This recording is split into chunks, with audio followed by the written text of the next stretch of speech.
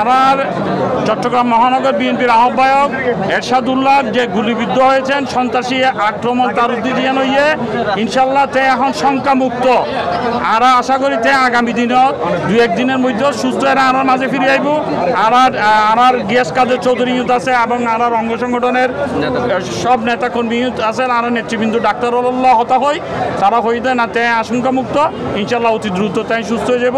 একটা ছোট্ট অপারেশনের তারে আর ওই অতীত লগিয়ে সুতরাং ইউথ আশঙ্কামুক্ত যেহেতু আরও ইয়ান আল্লাহর কাছে শুকরিয়া আদায় করি আর নেতা সুস্থ আছে এবং আগামীকাল বিকাল 3টায় প্রতিবাদ সমাবেশ গুজ্জুমারা দলীয় কার্যালয় বেগুনের আইবাল্লা বলে আরও অনুরোধ করি 7 তারিখের মহান বিপ্লব সংহতি দিবসের যে জনসমাবেশ আছে জনসভা আছে ইগো আর সফল করিবাল্লা বলি আর কর্মকাণ্ড অব্যাহত রাখুন।